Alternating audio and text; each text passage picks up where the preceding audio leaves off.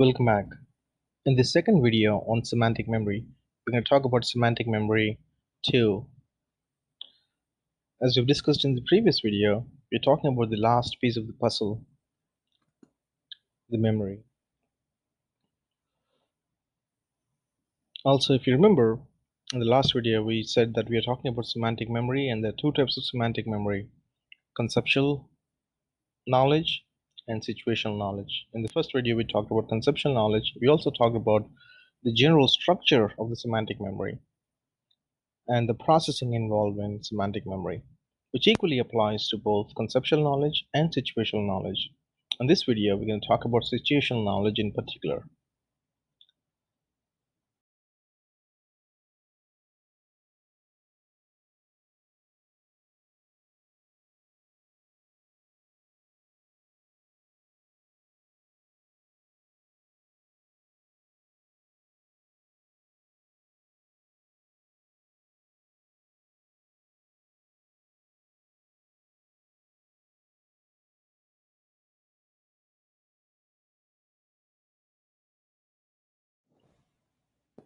Just like we have concepts for objects and events we experience in general, we also have concepts for situations.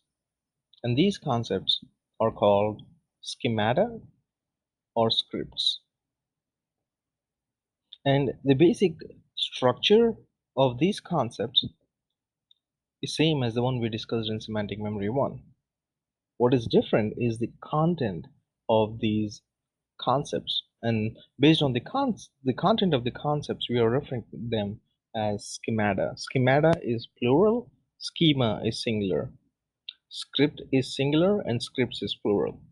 Now, scripts and schemas, or schemata and scripts, are pretty much the same. A schema is a simpler version, whereas a script is a more complex version of a given concept for a given situation. Now, what do we mean by situational concepts? Now, just like we have categories of things as concepts, like we have concepts for apple, we have concept for love, we have concept for different objects that we experience in our life, we also have concepts for situations that we experience. For instance, what would you do when you go to a restaurant like Applebee's, for instance? Okay, you go and you wait for the person, and then you take the seat, and yes, you're right, you'll get a menu, and the person will introduce herself or himself, then ask what they want, what you want for drink, then they give the menu, and they come back to take the order, right? Just imagine you went to a McDonald's restaurant. What do? You go there, do you wait there? You don't, right? Because you have concepts specific to these situations called restaurants. So how did you develop these concepts then? Well, you develop these concepts based on your experiences with these restaurants when you were little. And based on these experiences, you've extracted what is common to these several experiences and put together a concept related to situation. That is schema. A schema is something that you've extracted, a routine, a structure, a pattern out of your experiences related to not objects. Then it will be a concept, here specific to situations. So it's a situational concept. We call that schema. A more complex schema is called a script. What is the use of it? Well, when you encounter a similar experience, you go to a different McDonald's, for instance, you use these schemas to guide your behavior. So you know that you don't need to wait. You can actually go and stand in line, and you know that it's self-service. So what schemas do, or schemata do, is they guide our behavior. They help us understand a situation so that when you go to movies, you know what to expect. When you go to a wedding, you know what to expect. And these schemas, this generalized knowledge about different situations, will guide your behavior, will help you anticipate things. So, what makes semantic memory 2 and semantic memory 1 similar is that these are generalized knowledge that is common to everyone. Makes sense? That's what semantic memory is. Semantic memory is a generalized knowledge. If it's about individual objects, you call those concepts. For ideas, it's a concept. If it's about situations, then it's called a schema or schemata. So it's like a mental road, a mental rule book of what to do, what not to do, what happens, what to expect.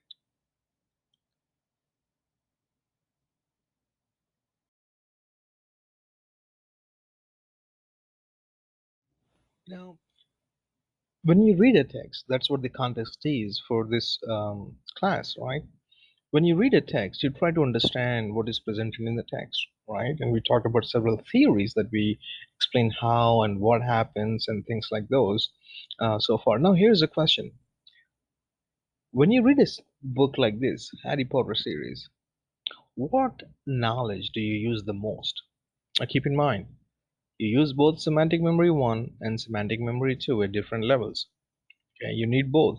But is there one memory that you use more than the other? In other words, do you use one general knowledge more than the other? I'm specifically referring to, do you use more conceptual knowledge or do you use more situational knowledge? What do you think? Pause here for a second and come back. You're absolutely right. We we use more of schema or script more than the conceptual knowledge. In other words, we use more of semantic memory too. Why? Well, these stories are about different situations, correct? These are not about concepts or constructs or ideas. These are about situations that are unfolded. That doesn't mean that you don't use conceptual knowledge, but you use more of situational knowledge. How about when you read a book like this? What do you use the most? Conceptual knowledge or schema? You're right. We use more of conceptual knowledge because, by the way, if you haven't read this book, you should. This is really, really a good book about the history of time. It talks about a lot of things in a simple way so we can form our own concepts about the universe and things like those. Anyways, so in this case, it's not about situations, although the book describes situations. It's mostly about the constructs related to cosmic cosmos. So you use more of conceptual knowledge.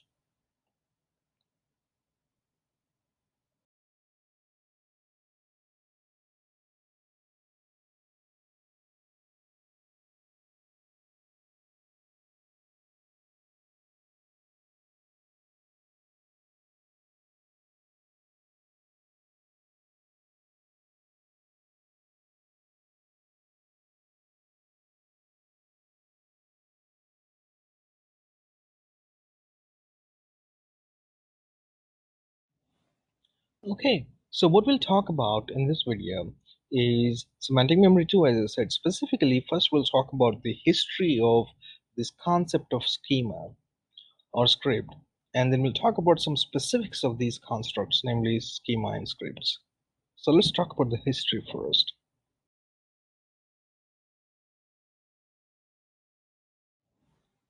Now, coming to the history of this research on schema, this idea of schema was first proposed by a UK-based researcher by name Bartlett.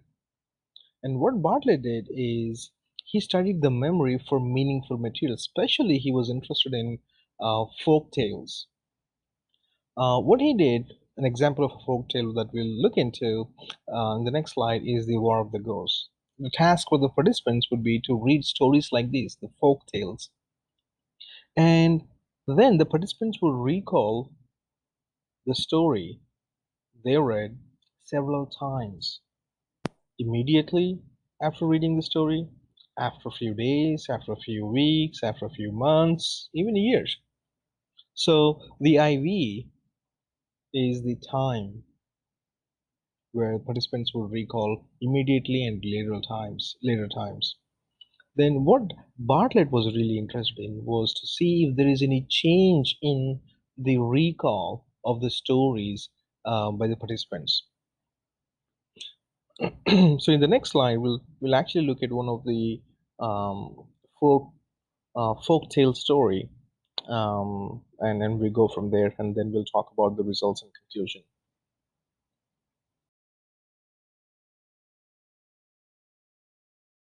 Now, what I want you to do really is read this story. If you can't see the entire story, you can download the PDF file specific to this particular video, and you can read the story. I'm going to read just a few lines or passages here just to give you a sense of what this is. So this is a folktale story um, about the ghosts, um, the war of ghosts, and this starts something like this. One night, two young men, Yuglak, two young men from Yuglak went down to the river to hunt seals. And while they were there, it became foggy and calm. Then they heard war cries, and they thought maybe this is a war party. They escaped to the shore and hid behind a log. Now canoes came up, and they heard the noise of the paddles, and saw one canoe coming up to them. There were 5 men in the canoe, and they said, "What do you think? We wish to take you along. We were going up the river to make war on the people." One of the young men said, "I have no arrows." "Arrows are in the canoe," they said. I will not go alone. I might be killed. My relatives do not know where I have gone. But you," he said, turning to the other, "may go with them." So one of the young men went, but the other returned home. And the warriors went on up the river to a town on the other side of Kalama. The people came down to the water, and they began to fight, and many were killed. But presently the young man heard one of the warriors say, "Quick, let us go home. The Indian has been hit." Now he thought, "Oh, they are ghosts." He did not feel sick, but they said he had been shot. So the canoes went back to Yugalok, and the young man went ashore to his house and made a fire. And he told everybody and said, "Behold, I accompanied the ghosts, and we went to the fight. Many of our fellows were killed, and many of those who had attacked us were killed. They said I was hit, and I did not feel sick." He told it all, and then he became quiet. When the sun rose, he fell down. Something black came out of his mouth. His face became contorted. The people jumped up and cried, "He's dead." Now, Now, when you read a story like this, right, the idea is that you're not from this culture. You probably are not from this culture. You probably don't understand the background of the different stories they have in the culture. Now, just imagine when participants read stories of this kind, and then they were asked to recall the story several times. What Bartlett noticed was that the recall changed drastically over time. And what Bartlett concluded was that we don't retain the actual event, but only take the meaningful parts of the stories we read. Now, what does it mean? We'll talk about the meaning of this and how it is related to schemas and scripts in the next slide.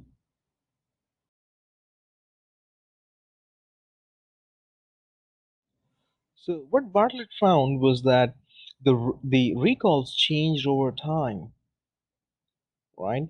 And he concluded that we don't retain the original story, but we actually remember the meaningful parts of it, and these change over time. And what he concluded was that what is retained over time in the stories is based on the schemas a reader has. And he called it the reconstructive memory. In other words, our understanding of the story that we have read based on our schemas will influence what we remember about the story we read. So over time, after reading a story, what Bartlett proposed was that we construct a memory by combining elements from the original material with our own knowledge. knowledge based on our own situational concepts,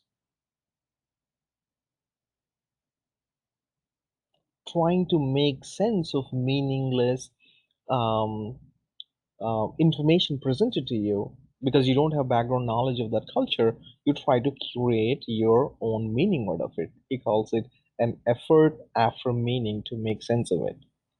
Now I'm going to give you an example here. It may sound weird to start with, but I just want you to kind of imagine this. Just imagine you invited me to your wedding. I know. Just imaginary. Just imagine you hypothetical situation. You invited me to your wedding, and when I came there, you introduced me to your grandmother, and suddenly I touched her feet. What do you think you'll make out of this one?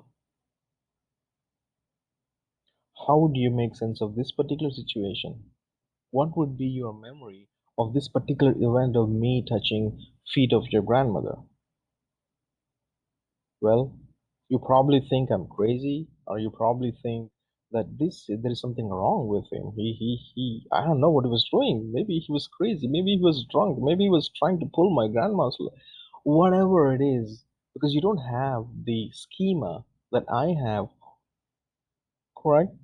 So you'll develop your own understanding. Maybe in 10 years from now, after your wedding, when somebody asks about your wedding and about me, then you probably say, there was this weird Indian guy. He was trying to pull my grandmother's leg, and luckily we were there. Whatever it is, you try to make sense of the situation, trying to create a meaning based on your own schema. By the way, in Indian culture, when you meet an elderly person, you're supposed to touch their feet. This is out of respect and also to show respect and also to get their blessings. Okay, I'm not going to do this because I know American culture, so you can invite me to your wedding. Um, so, do you understand what and how schemas influence our memories of the situations that we experience?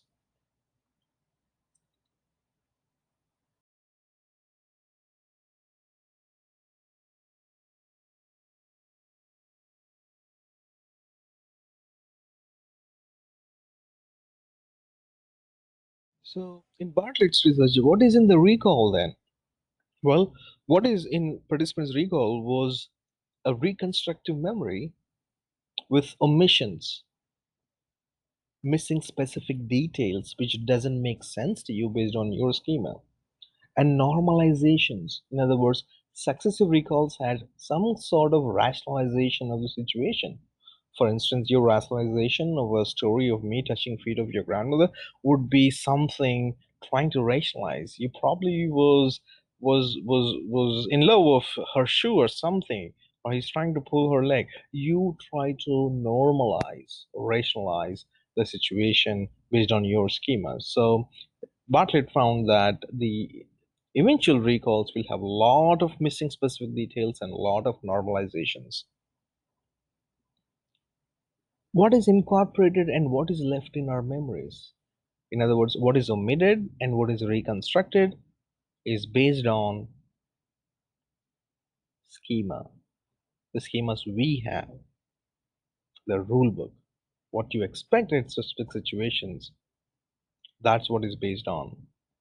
So just imagine if you don't have schema for a different culture, you probably have a different understanding of the situations you encounter, right? It's a scary thing to imagine, right? What is schema then? A schema is a stored knowledge of situational concepts, a generalized knowledge based on your experiences. How do we comprehend an event then? Well, by putting our experience in the context of a schema. In other words, how do you understand what you read? Well, by putting the schema, by putting the experience in the context of the schema. Just imagine you are experiencing a new event. How do you make sense of it? Well, you put that experience in the context of a schema. That's how you experience it and make sense of it.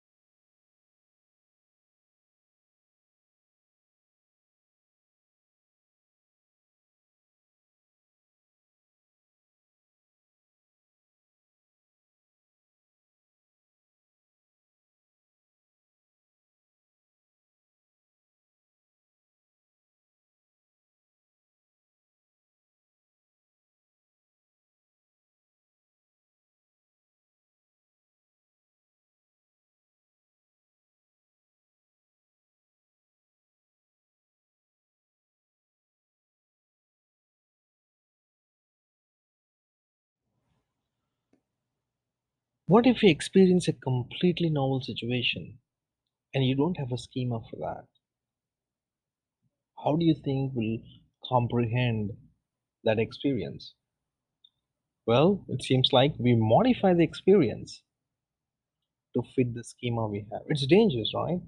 If you don't know or have a schema to make sense of a novel experience, you're modifying the novel experience to fit your schema. It's very dangerous, right? But you can ask this question, can't we create new schemas? Yes, you can create new schemas, but it takes a repeated exposure to create new schemas. In other words, it takes time. Remember, the schema you have for reading is created over time. It was not developed through one experience or one simple instance. It took a while. So it takes time to create new schemata. So the bottom line is our schemata will limit our experiences. In other words, you see or experience the schema you learned growing up.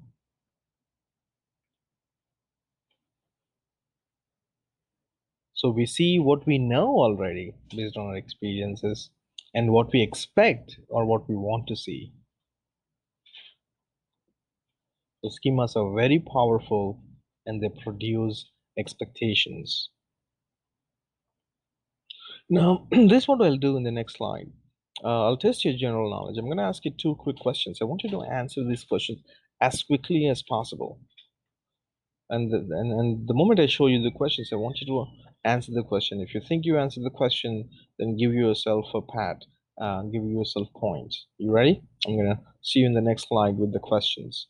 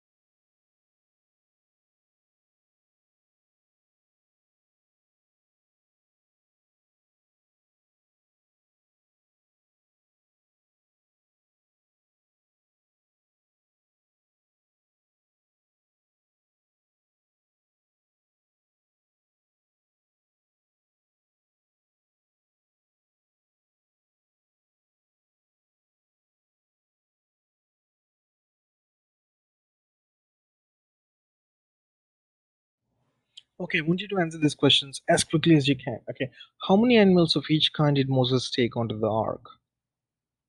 And what is the nationality of Thomas Edison, the inventor of telephone? Okay, take a pause, come up with the answers. Yes, you're right. Did you say two for this one? And did you say Germany for this one? Well, this is what most of the students do, right?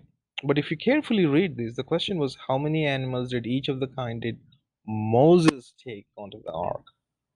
It was not Moses, correct? And what is the nationality of Thomas Edison? But Thomas Edison did not invent telephone, right? Well, this is called Moses illusion. Moses illusion is that people typically make only superficial evaluation of the information given to them, right? Why? Well, we activate our schemas. The moment you've read animal of each kind and the arc, you automatically activated that particular situation, that particular knowledge, so that you didn't even pay attention to this information. You filled the Moses with Nova, am I right? You didn't even read it carefully. That's how our schemas guide our behavior.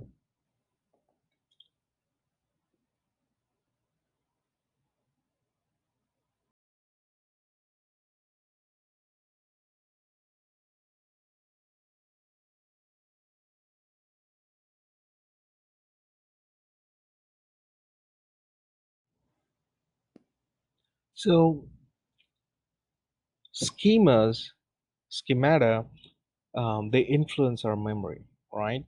And the reconstructive memory is the memory that we have for the events that we experience based on our schema, which is different from the actual experience of the event itself, the episodic recall. What we already know exerts a strong influence on what we might remember about this new material later on. In other words, what you already know, what you've already experienced, will influence how you experience a new event or what you'll remember about the new event. Now, let's talk about the script. Now that we have general idea about schemata, which are the basis of situational knowledge too, which are basically situational concepts, right? Let's talk about scripts.